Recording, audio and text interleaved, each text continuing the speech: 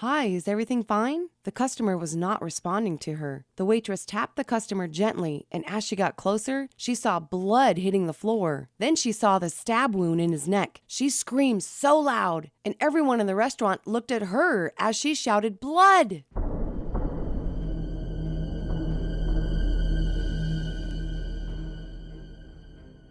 Zane had seen the advertisement of a new Mexican restaurant down his street on Instagram. And what caught his attention to this new space was the name and the seating arrangement it offered. Zane decided to go check out the new Mexican restaurant opened down his street. Shape's restaurant has been trending on the internet for a while for lots of reasons. But many find the cuisine of this new Mexican restaurant to be unique and delicious. Zane has always been a beast on most major social media platforms, hopping from one comment to another, giving unsolicited advice to people on how to live their lives, and also criticizing them. Despite being a beast of many colors on the internet, Zane is the total opposite of his beast life. In reality, he always keeps to himself and actually hardly talks to anyone. Zane doesn't have any pictures of himself on his social media accounts, which has given him an escape route from any form of attack or retaliation to his beast mode. Calling his best friend so they could both hang out and explore the new Mexican restaurant, Mike picked up on the third ring. "Yo man, what's up?"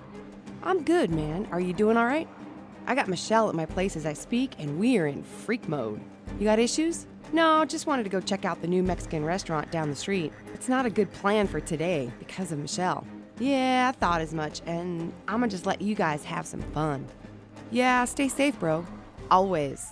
Regards to Michelle." Okay. Zane contemplated if he should go today or wait till the next day for Mike, so they could go together. But Zane was determined to check out the restaurant today, even if he had to go alone.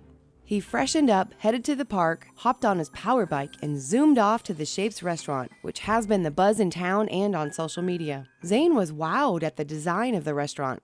He parked his power bike where he was instructed to do by the security man on site. Zane was feeling some sort of adrenaline rush, like a child expecting a cookie from his mom who went shopping. He strutted in and was greeted by a beautiful lady who nicely asked him where he would like to sit, as she presented a picture card of different seating arrangements at the restaurant.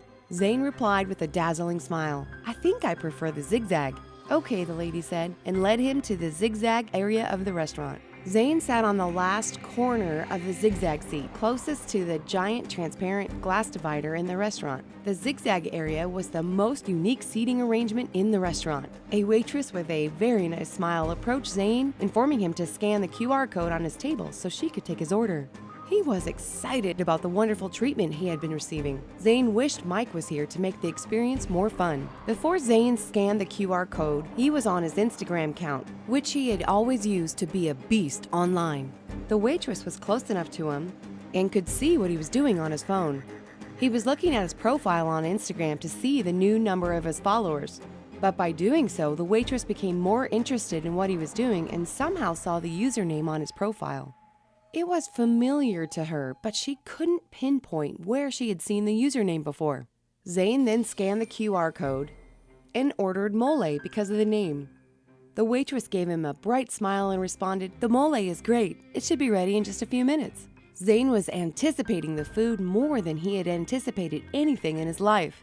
He kept on admiring the structure of the restaurant and the seating arrangements. He tried to look at what other customers in his zigzag seating area were doing, but the other two customers in the zigzag area were all busy with their phones and food.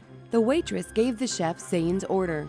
She took a minute's permission from her supervisor to go to the ladies' room. She was really interested in the username which she had seen on Zane's Instagram account.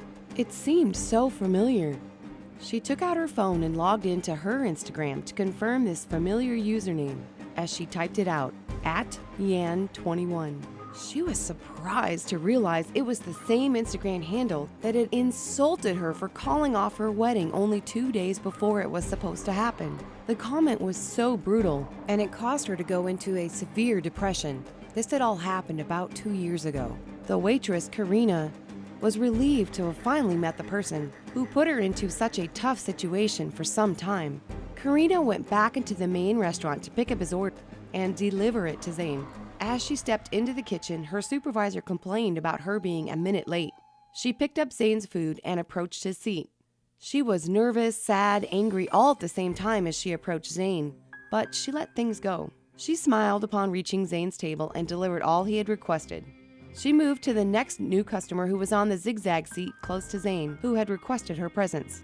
A loud bang occurred outside and everyone in the restaurant looked in the bang's direction. The sound was like a bomb explosion. Something bizarre happened to Zane as he was looking toward the loud bang as well.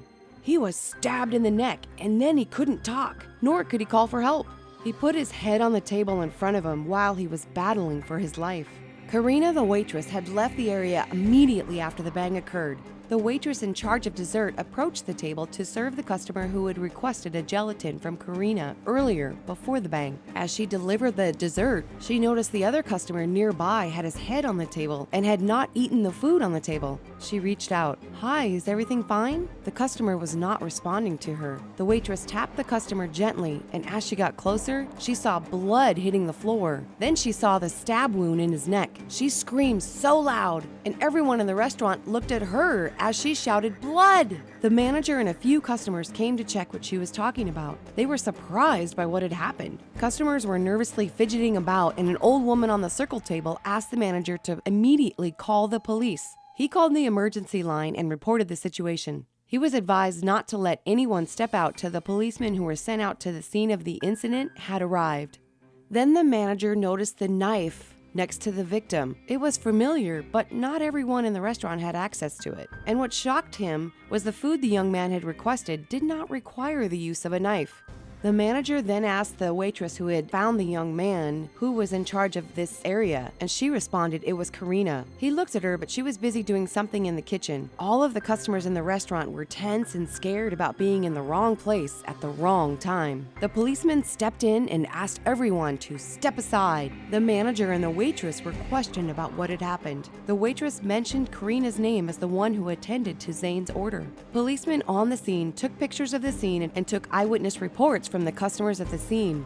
The whole situation took a new turn when the old woman said the person who was sitting next to Zane was the one who had stabbed him, as she had seen him in action. The manager was not convinced about the old woman's eyewitness report. She was very elderly and had really thick glasses. The manager told the rest of his staff to monitor Karina and ensure she didn't leave the restaurant. The manager asked the lead investigator to follow him to the CCTV room, as something might be fishier than anyone would have thought. They checked the CCTV, which was facing where Zane had sat. They rewound the footage to see if they could see what happened.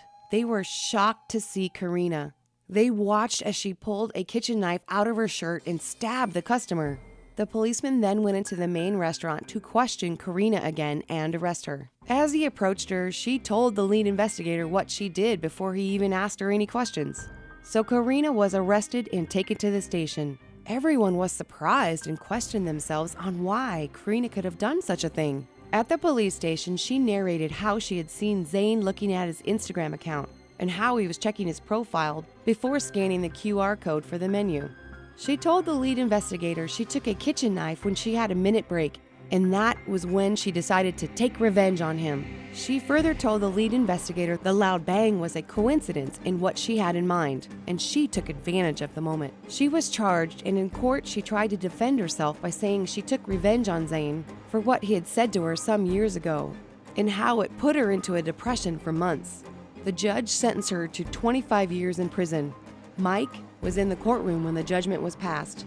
He was upset at both Zane for being a beast online and was also upset because the waitress took the situation into her own hands. As Mike headed home, he felt bad for not following Zane to the restaurant when he had called him.